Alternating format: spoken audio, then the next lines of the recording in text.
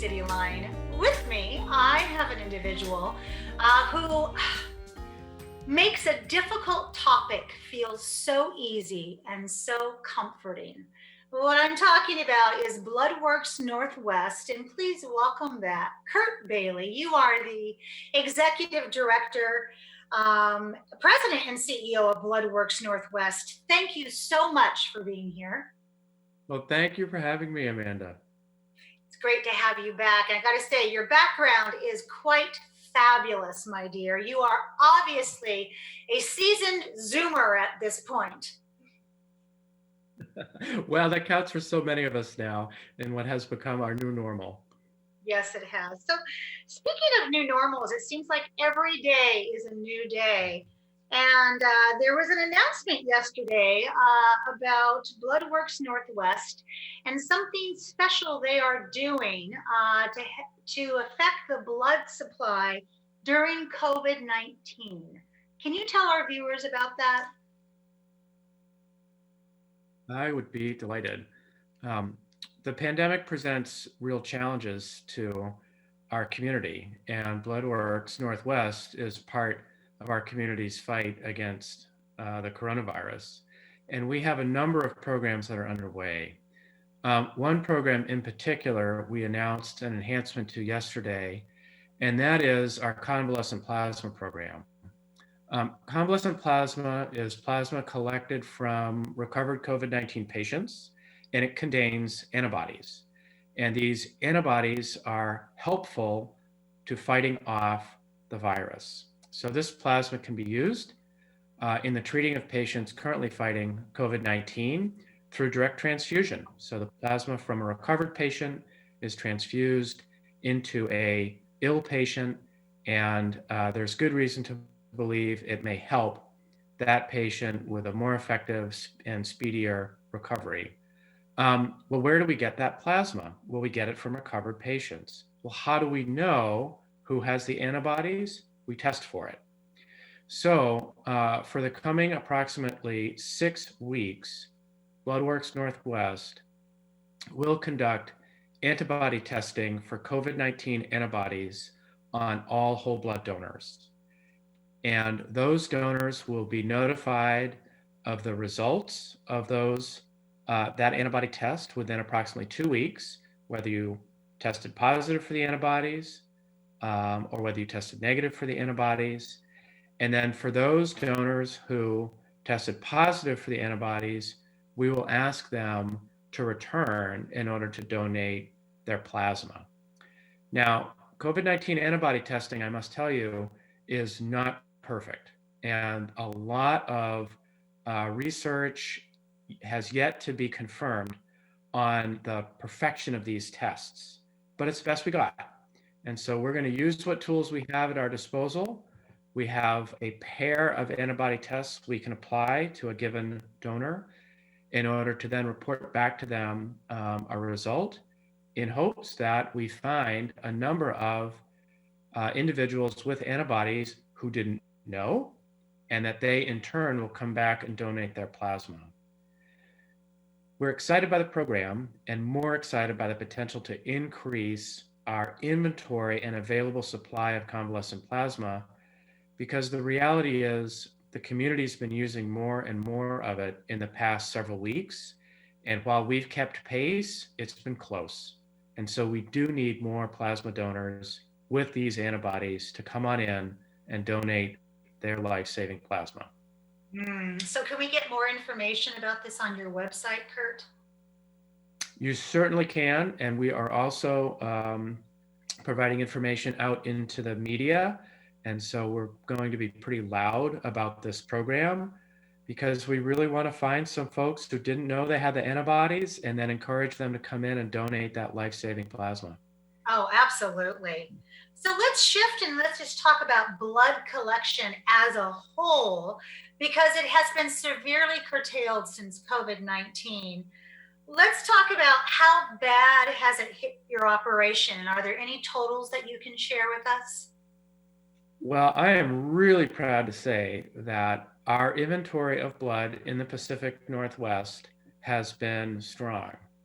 Now, that doesn't mean it was easy. Holy cow, it has been a really wild ride with some sleepless nights. Honestly, there are some evenings where myself and my colleagues, we're really worried about the future of the blood supply. But we've been innovative and resourceful, and so far the community has been well protected with a supply of blood. But the thing that's happened, Amanda, is we've kind of had to change how we ask the community to help. So it used to be if we didn't have enough blood, we would put a call out, an appeal, come on in, donate your blood. And a lot of people all at once would come to our blood drives and our blood centers to donate. And pre COVID, that was terrific, that worked. Well, in a pandemic, we cannot have a flood of donors into our centers. We cannot have a flood of donors into our pop up blood centers because we need social distancing. We can't have crowds. Everything has to be scheduled. So now, what we're asking the community isn't come in tomorrow or today. We're asking the community, make your appointment for next month. And it's just a really different ask. I, like so many others, aren't used to making my appointments months in advance. That's what I have to do. So I have my next appointment now scheduled for August 25th. And that's what we're asking the community to do. Make your appointment, keep your appointment. Then, after you're done donating, book your next appointment because that's how we ensure a safe and reliable blood supply. It's planning ahead, lining up the appointments. And we're now looking, Amanda, at October and September. We're not looking at tomorrow or next week. We're trying to plan out months in advance to keep the community safe. And that's what the community needs. Oh, Kurt, I love that. I have visions of you sitting up in your bed in the middle of the night in this sweat, thinking how much blood do we have in the reserves. One of my favorite doctors always said to me, Amanda, blood equals life and blood does not lie. So blood is a life force. You mentioned something I want you to elaborate on for our viewers, and you said pop-up centers. What is a pop-up center? Well, the Pop-Up Donor Center is an innovation born of necessity. And the necessity was the pandemic, rendering our mobile blood collection efforts, we think, during a pandemic, unsafe. We can't collect blood on a blood bus. There's just not enough room. It's too cramped quarters. We can't collect blood in some of the other spaces in various organizations that were too cramped, where we didn't have good flow of our donors and our staff, or where it was difficult to maintain cleaning protocols. So we decided to stop all of our traditional mobile blood collection out of concerns for keeping our staff and our donors safe and infection free. So we had to come up with something else. What would replace it? The idea is this pop-up donor center. And what we do is we ask community partners to donate a really generous space, big. We ask them to donate to us for multiple days, weeks, or even months. And then we go set it up in a way that ensures social distancing, set it up in a way that we can do all of our enhanced cleaning protocols, and voila, we have a pop-up donor center. Now, the fun thing about this is that we try and create them in venues that are destinations in and of themselves. Because think about it. We used to go to people at their work or at their school, and it was really convenient. They could come on in and donate. Well, it's really not quite as convenient anymore because kids aren't in school and a lot of folks aren't actually working on site. So we're asking them to come to us. Well, in order to encourage them to come to us, we put these pop-up donor centers into destination spaces like CenturyLink Field, like T-Mobile Park, like the Nordic Museum, like the Museum of Flight, like FST Winery.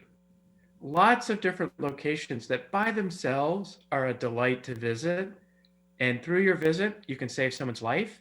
So that sounds pretty great to me. And the public seems to agree, and they're turning out. That is genius. That is a win-win in the purest definition of the phrase. Because when you think about sports stadiums and museums and theaters, they're all venues that have lost patrons lately. So these venues obviously are hard hit by COVID-19. And then there is a theme. Is that correct? Well, the theme in some sense is encapsulated by the venue, or it's represented by the venue. And so we have taken these institutions that are really part of our community fabric, like an arts venue, like a theater or a museum, and we've given them second use. And there is really, for me as a former military aviator, nothing cooler than walking through the Boeing Museum of Flight to donate blood. And so if you're a theater goer, a theater lover, nothing cooler than donating at one of the theaters, looking up at the ceiling of the Paramount Theater, for example, as you save a life. And so the venue itself brings with it a tie-in to your gift. And I think that's just remarkable. Oh, well, as a theater person, but also as a daughter of an Air Force pilot, you have hit both of my love languages on that. So share with us some of those stats of how effective have these pop-ups been? The pop-up program has been in place since early April, and 15,000 successful blood collections have taken place in these pop-ups. 15,000. So they've been very successful. Now, we have work to do at Bloodworks to make them even more successful, to make sure we have enough, to make sure we have enough variety so that they're placed in the right areas around the Pacific Northwest. And we're refining it as we go in hopes that it's going to become an increasingly exciting and rewarding experience for the public, and we get more donors in over time. We are not planning to bring back our mobile blood drives, not during the pandemic. So this is our new normal. And in some regards, I think it's a really exciting and positive change. I would agree with that. My job is to ask the questions that I think the people in the audience want to hear. Are they safe? And can you really make blood donation safe during this time? They're very safe. Our blood donation centers, whether they're a traditional fixed center or a pop-up center, are extremely controlled environments. We operate under very, very tight regulatory guidelines, and we have implemented the strictest versions of federal, state, county, or municipal guidelines for health and safety. And so blood donation is actually an extremely safe setting because of the fact that we ensure social distancing, we have enhanced cleaning protocols, scheduled only. Donors can only come by themselves, so only persons to donate blood are allowed in the blood donation space. And of course, we've got masking, and our teams are gloved, and all of our staff are trained in conducting a sterile procedure, which is, of course, the blood draw. So for us, this was just a natural build on the kind of controlled, standardized, clean, and safe environment that we've always had. Beautiful answer. Thank you for that. So where is the next pop-up in the South Sound area? So South Sound, there is a battle of the badges between the police and fire department, and there is a pop-up at the police department that either is starting now or will start shortly. And that is to see which of those two organizations can contribute the most life-saving donations. And it's in Lakewood, August 12th and August 13th. And then there's another August 21st and 22nd in Puyallup at the First Baptist Church. And then we'll have more at the Tacoma and South Sound parks that are being arranged now.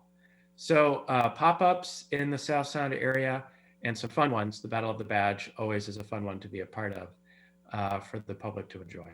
Absolutely. CURT, you are always a delight, full of great information. And As kind as the day is long, as my grandmother would say. So, Kurt, thank you so much to you and your team for all that you do to keep us healthy, to keep us alive and thriving during this very difficult time. And I want to visit with you again very soon. Deal? Deal. Thank you, Amanda. Thank you, my dear. We have much more to come on CityLine. Don't go away. We'll be right back after this quick break.